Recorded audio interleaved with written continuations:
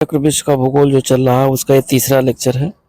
इसमें हम सभी लोग बुध, शुक्र, पृथ्वी और मंगल से रिलेटेड जो PYQ क्वेश्चन पूछे गए हैं उसके बारे में हम लोग डिस्कस करेंगे। साथ ही साथ जो है इससे पहले घटना चक्र, विश्व का भूगोल का 2 लेक्चर और आए हैं। तो चैनल पे यदि पहली बार है तो चैनल को लाइक, शेयर और सब्सक्राइब करें। और सबकी अलग अलग प्लेलिस्ट बनी हुई है, चाहे तो आप प्लेलिस्ट पे जा कर के देख सकते हैं।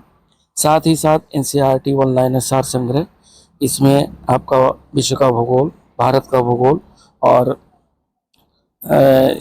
जो है पर्यावरण एवं पारिस्थितिकी, साथ ही साथ फिजिक्स, केमिस्ट्री, बायो, हिस्ट्री में तीनों हिस्ट्री आपके कंप्लीट हो गए हैं, चाहे वो एंशियंट हो या मेडवल हो या आपका जो है मॉडर्न हो। तो ये आपके कंप्लीट है। सबका chapter by chapter, lecture by lecture आपका प्लेलिस्ट बनी हुई है। तो जो लोग NCERT ऑनलाइन ना देखो वो चैनल पर जा कर के प्लेलिस्ट के माध्यम से देख सकते हैं। तो देर न करते हुए वीडियो शुरू करते हैं दोस्तों। और इसमें हम बुध से रिलेटेड कुछ पहले फैक्ट देख ले रहे हैं, और चूँकि फैक्ट से अब क्लियर हो जाएगा। कह रहा है बुध अर्थात मरकरी सौर मंडल का सबसे छोटा ग्रह है तथा यह सूर्य से निकटतम ग्रह है। सूर्य के सबसे नजदीक ग्रह बुध है।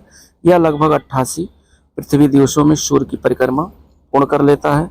बुध एवं शुक्र ग्रह का कोई उपग्रह नहीं। ये खास बात है, कई बार क्वेश्चन पूछा गया है। तो बुध और शुक्र एक ऐसे दो उपग्रह हैं जिनके कोई भी ऐसे दो ग्रह हैं जिनके कोई उपग्रह नहीं है। वायुमंडल के अभाव के कारण बुध पर जीवन संभव नहीं है। बुध ग्रह पर दैनिक तापमांतर सबसे अधिक लगभग औसतन 610 सेल्सियस रहता है। बुध ग्रह पर औसत तापमान 167 डिग्री सेल्सियस रहता है। बुध के सबसे पास से गुजरने वाली कृत्रिम जो उपग्रह है जिसका नाम है मेरिनर 10 था, इसके द्वारा भेजे गए चित्रों से पता चलता है कि इसकी सतह पर जो बुध है, बुध की सतह पर कई पर्वत एवं मैदान हैं। बुध एवं सूर्य की मध्य दूरी लगभग 57.9 मिलियन किलोमीटर है, और ये दूरी बुध और सूर्य के बीच की दूरी है। सौर मंडल के सभी 8 ग्रह में 8 ग्रह सूर्य का चक्कर लगाते हैं। इनकी जो अवधि है वो इस प्रकार है। बुध 88 पृथ्वी दिवस में परिक्रमा पूरी कर लेता है सूर्य की, और शुक्र 224.7 पृथ्वी दिवस, और पृथ्वी 365.2 दिवस में, मंगल 687 पृथ्वी दिवस में, और बृहस्पति 11.862 पृथ्वी वर्ष में। शनि की अगर बात करें तो 29.4 पृथ्वी वर्ष में, अरुण 84.07 पृथ्वी वर्ष में, और वरुण 164.81 पृथ्वी वर्ष में। परावर्तित प्रकाश में देखने पर किसी पिंड का एल्बिडो, उसकी चमक अर्थात चाक्षुष जो द्युति है वह निर्धारित करता है। साथ ही साथ जो है निर्धारित करता है। बुध बहुत अधिक मात्रा में सूर्य का प्रकाश ग्रहण करता है, किंतु इसका एल्बिडो पृथ्वी की तुलना में कम होने के कारण इसमें चमक कम होती है। पृथ्वी का एल्बिडो 0.3 है, जबकि बुध का लगभग 0.1 है। बुध ग्रह का व्यास लगभग 4879 किलोमीटर है। बुध के ब्रह्मांड में अधिकांशतः जो है सोडियम, मैग्नीशियम, ऑक्सीजन, हाइड्रोजन तथा पोटेशियम आदि जो है पाए जाते हैं। तो ये बुध से रिलेटेड कुछ फैक्ट था। अब हम लोग सीधे सीधे क्वेश्चन पे आते हैं। पहला क्वेश्चन कह रहा है, ये फर्स्ट नंबर क्वेश्चन है कि बुध ग्रह सूर्य के चारों ओर दीर्घवृत्तीय कक्षा में परिक्रमा कर रहा है जैसा कि आकृति में दर्शाया गया है। यानी बुध ग्रह सूर्य के चारों ओर परिक्रमा कर रहा है, और ये चित्र बना हुआ है। जिस बिंदु पर कह रहा है, जिस बिंदु पर बुध की गतिज ऊर्जा अधिकतम होगी वह चिन्हित किया गया है। यानी ये बुध जो है सूर्य के चारों ओर परिक्रमा कर रहा है, इसमें आपको ये बताना है कि वह चिन्हित किया गया है। तो ए से सबसे नज़दीक होगा, यानी सन आपका यहाँ है, तो जो बिंदु सबसे नज़दीक होगा वह गतिज ऊर्जा वहाँ पर अधिकतम होगी, अर्थात राइट ऑप्शन आपका ए विकल्प होगा। ए से कह रहा है कोई ग्रह सूर्य के जितना निकट आता है उसकी वेग और गति उतनी ही बढ़ती जाती है, अतः बिंदु ए यानी ए बिंदु पर बुध की जो गतिज ऊर्जा है वो क्या होगी, अधिकतम होगी। नेक्स्ट दूसरा क्वेश्चन बुध से रिलेटेड है, कह रहा है कौन सा ग्रह सबसे कम समय में सूर्य का चक्कर लगाता है। तो बुध एक ऐसा ग्रह है जो कि सूर्य के सबसे नजदीक होता है, इसलिए ये सबसे कम समय में जो है सूर्य का चक्कर लगा लेता है। तो राइट ऑप्शन दूसरे का बुध होगा। इससे रिलेटेड फैक्ट दिया हुआ कि सौरमंडल के सभी 8 ग्रह सूर्य का चक्कर लगाते हैं, जिसमें बुध ग्रह की अवध है वो लगभग 88 दिन में सूर्य की परिक्रमा पूरा कर लेता है, जो कि सबसे कम समय में सूर्य का चक्कर कंप्लीट कर लेता है। थर्ड नंबर क्वेश्चन कह रहा है कि जो है निम्नलिखित ग्रह युग्मों में कौन बिना उपग्रह के है। तो दो ऐसे हैं, एक तो बुध है और दूसरा शुक्र है। बुध और शुक्र एक दो ऐसे जो है ग्रह हैं जिनके कोई भी उपग्रह नहीं है। तो राइट ऑप्शन बुध और शुक्र जो है डी ऑप्शन में है। तो हमारा 3 नंबर का जो राइट ऑप्शन होगा वह डी विकल्प होगा। बुध, मरकरी और शुक्र ग्रह के कोई भी उपग्रह नहीं है। सूर्य और पृथ्वी के बीच में होने के कारण इन्हें जो है अंतर्ग्रह भी कहा जाता है। तो ये भी ध्यान रखिएगा, क्यों, क्योंकि सूर्य और पृथ्वी के बीच में बुध और शुक्र पड़ता है, इसे अंतर्ग्रह भी कहा जाता है। और अंतर्ग्रह आगे हम लोग देखते हैं 4 नंबर क्वेश्चन, जो कि 4 नंबर कोड पे आधारित है। इसमें कह रहा है निम्नलिखित कथनों पर विचार करना है। पहला कह रहा है कि किसी पिंड का एल्बिडो परावर्तित प्रकाश में देखने पर उसकी चाक्षुष द्युति निर्धारित करता है। दूसरा कह रहा है बुध का एल्बिडो पृथ्वी के एल्बिडो से बहुत अधिक है। तो ये भी सही है। तो यानी इसमें कह रहा है कि कौन सा सही है। तो इसमें फर्स्ट ऑप्शन सही है, अर्थात पहला वाला सही है और बाकी जो है दूसरा गलत है। फैक्ट देखते हैं। फैक्ट में कह रहा है कि परावर्तित प्रकाश में देखने पर किसी पिंड का एल्बिडो उसकी चमक अर्थात चाक्षुष द्युति निर्धारित करता है। बुध बहुत अधिक मात्रा में सूर्य का प्रकाश ग्रहण करता है, किंतु इसका एल्बिडो पृथ्वी की तुलना में बहुत कम होने के कारण, यानी बुध का जो एल्बिडो है वो पृथ्वी की तुलना में कम है। कम होने के कारण जो इसकी चमक है वह कम होती है। पृथ्वी का एल्बिडो लगभग 0.3 है, अभी ऊपर हम लोगों फैक्ट में देखा है, और जबकि बुध का लगभग 0.1 है। इस हिसाब से ये जो दूसरा कथन है वो आपका गलत हो जा रहा है और पहला सही होगा। तो राइट ऑप्शन हमारा ए निकल करके 4 का आ रहा है। अब बुध शुक्र से रिलेटेड कुछ जो है हम लोग एमसीक्यू देखते हैं, जो कि आपके पीवाईक्यू में पूछे गए क्वेश्चन है। तो इसके अंतर्गत पहला क्वेश्चन है, कह रहा है सौरमंडल का सर्वाधिक गर्म ग्रह कौन सा है। तो सौरमंडल का सबसे जो गर्म ग्रह है वो आपका शुक्र है। सौरमंडल का सर्वाधिक गर्म ग्रह शुक्र है और इसका औसत तापमान 737 केल्विन है, अर्थात फर्स्ट नंबर का जो राइट ऑप्शन है वो आपका बी विकल्प है, शुक्र। नेक्स्ट सेकंड नंबर क्वेश्चन हम लोग देखते हैं, कह रहा है इवनिंग स्टार अर्थात शाम का तारा किस ग्रह को कहा जाता है। तो शाम का तारा, भोर का तारा, ये आपको शुक्र ग्रह को कहा जाता है। तो राइट ऑप्शन 2 का सी विकल्प होगा, शुक्र। शुक्र ग्रह को सुबह का तारा, भोर का तारा तथा सांझ का तारा, यानी तीनों नामों से कोई भी पूछे कि भोर का तारा, सुबह का तारा या सांझ का तारा किसे कहा जाता है, तो शुक्र ग्रह को कहा जाता है। साथ ही साथ मंगल को लाल ग्रह के नाम से भी जाना जाता है, ये ध्यान रखिएगा, मंगल ग्रह को लाल ग्रह के नाम से भी जानते हैं। बृहस्पति सौरमंडल का सबसे बड़ा ग्रह है, ये हम लोगों ने पिछले वाली वीडियो में देखा है और इससे रिलेटेड सब क्वेश्चन आए हैं। जबकि शनि छल्लों से युक्त ग्रह है, ये भी फैक्ट यहाँ से क्वेश्चन बन सकते हैं। तो फैक्ट बहुत ही जरूरी है। आगे हम लोग देखते हैं कि निम्नलिखित में से किस एक को भोर का तारा के नाम से जाना जाता है। तो शुक्र ग्रह को भोर का तारा, सांझ का तारा और सुबह का तारा के नाम से जाना जाता है। तो राइट ऑप्शन 3 का बी विकल्प होगा और बी क्या है, शुक्र। आगे हम लोग देखते हैं और अगला कह रहा है कि शुक्र ग्रह को भोर का तारा के नाम से जाना जाता है, इसे सांझ का तारा भी कहा जाता है। और जो शुक्र है वो सूर्य से दूसरा सबसे निकटतम ग्रह है। रात्रि में आकाश में सबसे चमकीला प्राकृतिक ग्रह है। समान आकार तथा द्रव्यमान के कारण इसे पृथ्वी की बहन के नाम से भी जाना जाता है। तो ये भी ध्यान रखिएगा, सुबह का तारा, भोर का तारा, सांझ का तारा और पृथ्वी की बहन के नाम से भी शुक्र ग्रह को जाना जाता है। तो राइट ऑप्शन इस हिसाब से इसका जो आपका 3 नंबर है उसका बी विकल्प होगा शुक्र। अब 4 नंबर कथन और कारण से संबंधित है।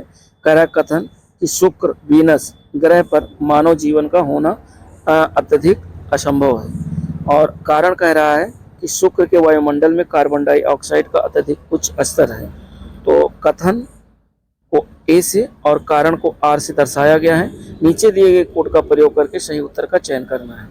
तो इसमें जो आपका राइट आंसर है वो ए और आर दोनों सही है, अर्थात कथन और कारण दोनों सही हैं और जो कारण है वो आर कथन की व्याख्या करता है, अर्थात कारण आर जो है कथन ए की व्याख्या करता है। तो राइट ऑप्शन हमारा 4 नंबर का ए विकल्प हो जाएगा।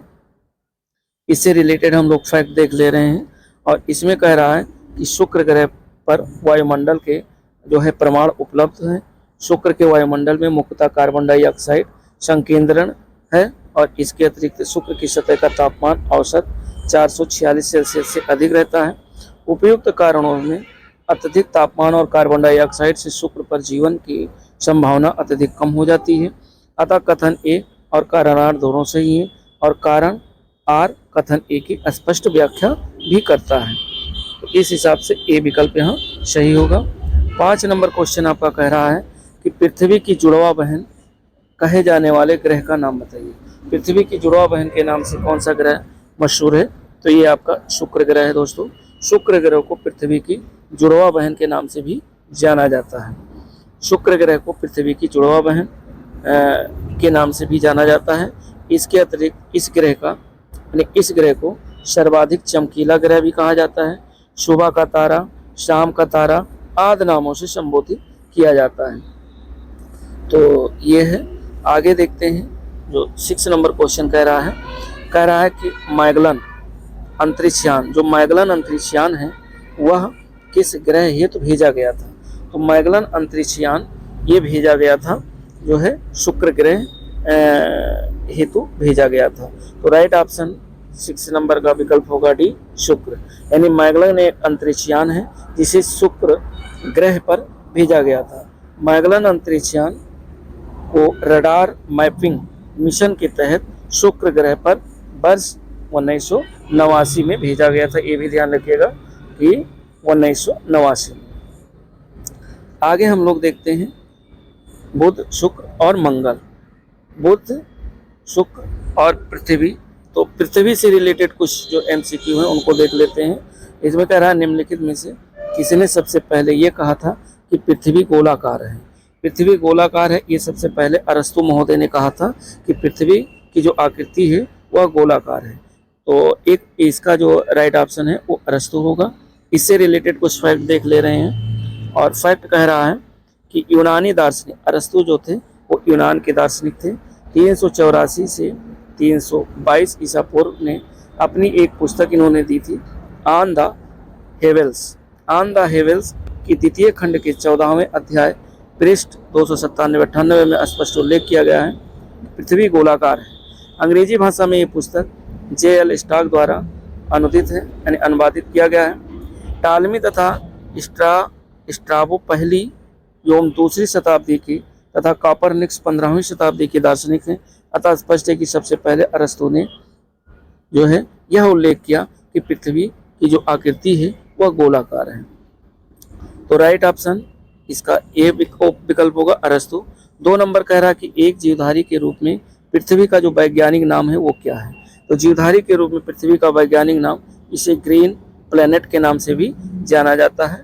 ध्यान रखिएगा, वेरी वेरी इंपॉर्टेंट क्वेश्चन है कि एक जीवधारी के रूप में पृथ्वी का जो वैज्ञानिक नाम है वो ग्रीन प्लेनेट है। और आगे इससे रिलेटेड कुछ फैक्ट इसमें देख ले रहे हैं।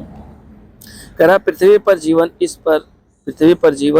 इस पर पाई जाने वाली परिस्थितियों के कारण है और पारिस्थितिकी के कारण ही पृथ्वी ग्रह को ग्रीन प्लेनेट की संज्ञा दी गई है।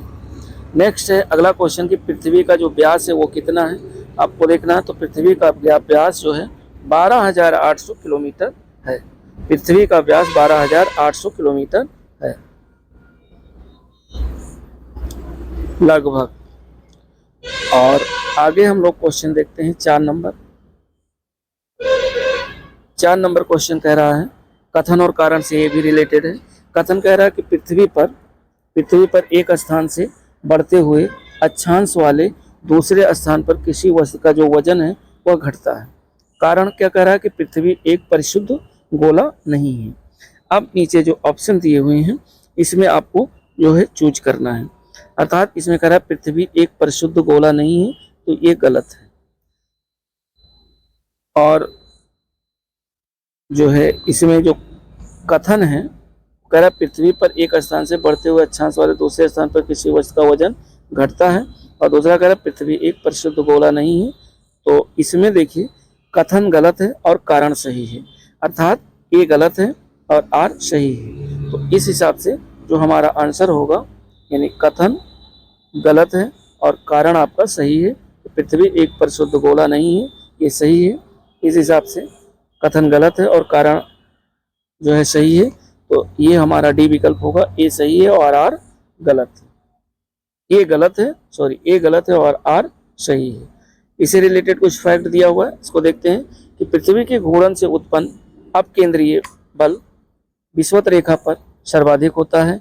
इसी बल के प्रभाव के फलस्वरूप विषुवत रेखा पर किसी पिंड का भार सबसे कम और उच्च अक्षांशों की ओर बढ़ता जाता है तथा ध्रुवों पर सर्वाधिक होता है।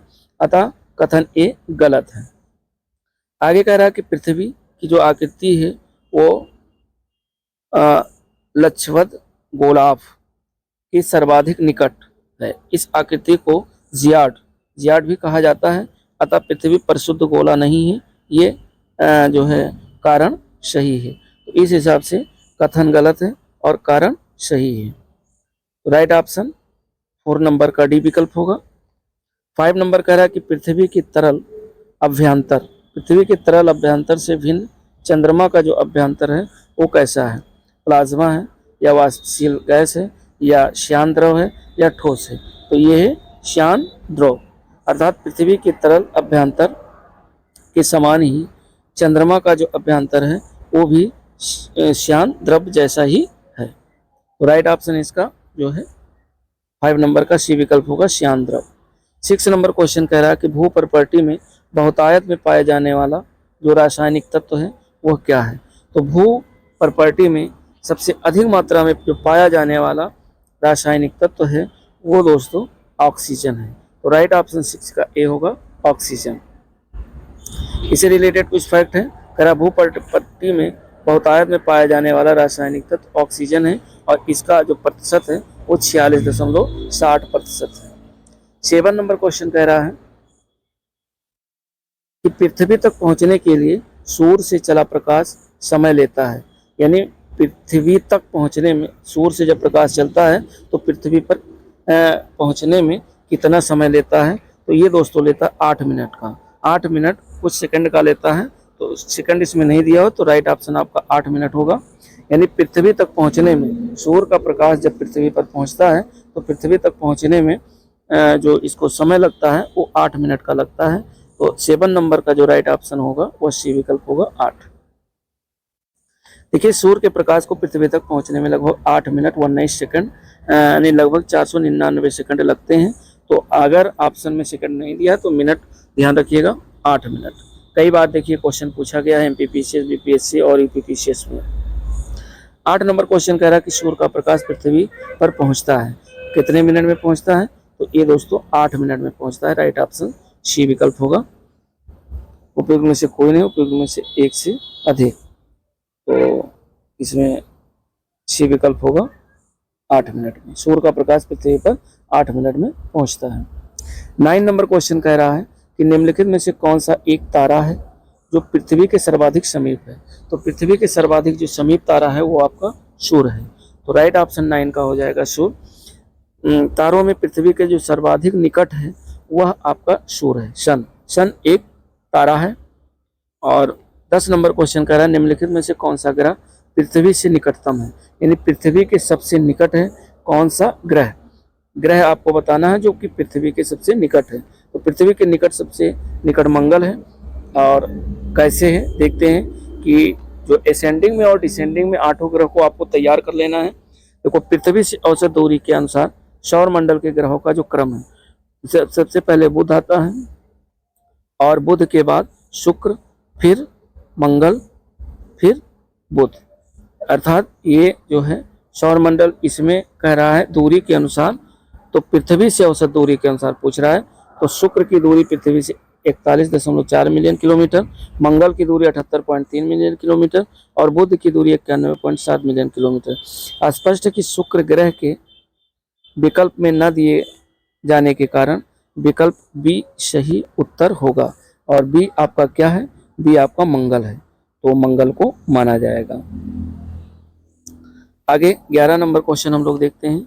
11 नंबर कह रहा है कि पृथ्वी को सूर्य की परिक्रमा करने में लगता है लगभग, यानी पृथ्वी जब सूर्य की परिक्रमा करती है तो सूर्य की परिक्रमा करने में कितना समय लगता है? तो सूर्य की परिक्रमा करने में 365 सही 1/4 दिन अर्थात 365.25 दिन लगता है। पृथ्वी को सूर्य की परिक्रमा करने में 365.25 दिन या 365 दिन या 6 घंटे, यानी 365 दिन 6 घंटे 9 मिनट और 951 सेकंड का समय लगता है। इसे सौर वर्ष भी कहा जाता है। तो ये ध्यान रखिएगा 11 नंबर, पृथ्वी को सूर्य की परिक्रमा करने में 365.25 या 365 सही 1/4 दिन लगता है। तो 12 नंबर क्वेश्चन कह रहा है कि अपने परिक्रमा पथ में पृथ्वी लगभग किस माध्य वेग से सूर्य का चक्कर लगाती है? तो अपने परिक्रमा पथ में पृथ्वी लगभग जो चक्कर लगाती है वो 30 किलोमीटर प्रति सेकंड की दर से वेग से सूर्य का चक्कर लगाती है। कौन? पृथ्वी सूर्य के चारों ओर 29.8 किलोमीटर प्रति सेकंड यानी लगभग 30 किलोमीटर प्रति सेकंड के वेग से चक्कर लगाती है और ये गति प्रकाश की गति की तुलनात्मक है। तो राइट ऑप्शन हमारा 12 का हो जाएगा, बी विकल्प। 13 नंबर क्वेश्चन कह रहा है कि पृथ्वी की जो परिक्रमण है, पृथ्वी परिक्रमण करती हुई प्रति मिनट करीब करीब कितनी दूरी तय कर लेती है? तो पृथ्वी परिभ्रमण करती हुई प्रति मिनट जो दूरी तय कर लेती है वह लगभग में 49,000 किलोमीटर 40। तो इसमें देखिए, इसमें स्टार लगा हुआ है, ध्यान रखिएगा। और इसका फैक्ट हम लोग देख ले रहे हैं कि पृथ्वी की विषुवत रेखा की जो परिधि है वह लगभग 40,090.28 किलोमीटर है और इस दूरी को पृथ्वी अपनी दूरी पर 24 घंटे में तय कर लेती है। अर्थात पृथ्वी अपनी दूरी पर परिभ्रमण की जो गति है वो 40,090.28 किलोमीटर अपॉन 24 आवर यानी 24 घंटा यानी लगभग 1670 किलोमीटर प्रति घंटा कि पृथ्वी की भूमध्य रेखीय जो परिधि है वो लगभग है। तो पृथ्वी की भूमध्य रेखीय जो परिधि है वो 40,000 किलोमीटर है और तो 13 का कोई भी सही नहीं है, 14 का आपका भी सही होगा, 40,000 किलोमीटर। 15 नंबर क्वेश्चन हम लोग देखते हैं कि पृथ्वी की परिक्रमण धुरी, ध्रुवीय धुरी सदा झुकी होती है कितने अंश पर? तो इसका जो राइट ऑप्शन है वो डी विकल्प है, दीर्घवृत्तीय धुरी से 23.5 डिग्री पर ये झुकी होती है। आगे हम लोग देखते हैं, इसमें कह रहा है पृथ्वी की परिक्रमण धुरी, ध्रुवीय धुरी सदा दीर्घवृत्तीय धुरी से 23.5 डिग्री या 23.5 डिग्री पर झुकी होती है। इस झुके हुए अक्ष के सहारे ही पृथ्वी अपनी धुरी पर चक्कर लगाती है। अपने अक्ष का एक चक्कर पूरा करने में पृथ्वी को लगभग 24 घंटे का समय लग जाता है। तो इस हिसाब से इसका जो राइट ऑप्शन होगा 15 नंबर का वो डी विकल्प होगा। अब हम लोग देखते हैं 16 नंबर क्वेश्चन। 16 नंबर क्वेश्चन हमारा कह रहा है कि निम्नलिखित कथनों पर विचार कीजिए। पृथ्वी के चुंबकीय क्षेत्र की अक्ष पृथ्वी के भौगोलिक अक्ष पर 23.5 डिग्री आनत है। दूसरा है उत्तरी गोलार्ध से पृथ्वी का चुंबकीय ध्रुव उत्तरी कनाडा में एक प्रायद्वीपीय में है। तीसरा है पृथ्वी की चुंबकीय विषुवत रेखा दक्षिणी भारत में थुम्बा से गुजरती है। अब उपयुक्त में पूछ रहा है कि कौन सा सही है, तो इसमें हमें ये देखना है कि इसमें केवल थर्ड वाला सही है, बाकी आपके जो फर्स्ट है वो गलत है, सेकंड गलत है, थर्ड वाला सही है। राइट ऑप्शन आपका डी विकल्प होगा। और 17 नंबर क्वेश्चन हम लोग देखते हैं। 17 नंबर क्वेश्चन कह रहा है कि निम्नलिखित कथनों पर विचार कीजिए तथा नीचे दिए गए कोड से सही उत्तर का चुनाव करें। तो इसमें दिया है पृथ्वी के अक्ष के उत्तरी सिरे को उत्तरी ध्रुव कहते हैं। 45 डिग्री अक्षांश की लंबाई विषुवत रेखा की आधी होती है। और तीसरा कह रहा है पृथ्वी के अक्ष की समांतरता है। और चौथा है उपसौर अवस्था में पृथ्वी की परिभ्रमण की गति तीव्र होती है। तो ये 17 नंबर में अगर हम लोग देखते हैं तो इसमें डी विकल्प सही है। और डी का मतलब फर्स्ट और थर्ड सही है। फर्स्ट सही है, थर्ड सही है, ये आपका गलत है, और 4 नंबर गलत है। फर्स्ट थर्ड सही का मतलब आपका डी वाला विकल्प सही है। और आगे हम लोग देखते हैं 18 नंबर क्वेश्चन। 18 नंबर कह रहा है कि दिन रात जिस कारण होते हैं वो है। दिन रात क्यों होते हैं, उसका मेन रीजन है भू परिभ्रमण। भूम जो है यानी जो पृथ्वी है वो परिभ्रमण के कारण दिन और रात होते हैं। अपने अक्ष के सहारे पृथ्वी का जो घूर्णन है वो भू परिभ्रमण कहलाता है। और भू परिभ्रमण के कारण ही पृथ्वी पर दिन और रात होते हैं। तो पृथ्वी पर दिन रात होते हैं, इसका मेन कारण है भू परिभ्रमण। तो राइट ऑप्शन इसका बी विकल्प हो जाएगा। 19 नंबर क्वेश्चन कह रहा है कि जब दिन और रात की अवधि बराबर होती है तो सूर्य की जो किरणें हैं वो सीधी पड़ती हैं। कहाँ पड़ती हैं? भूमध्य रेखा पर।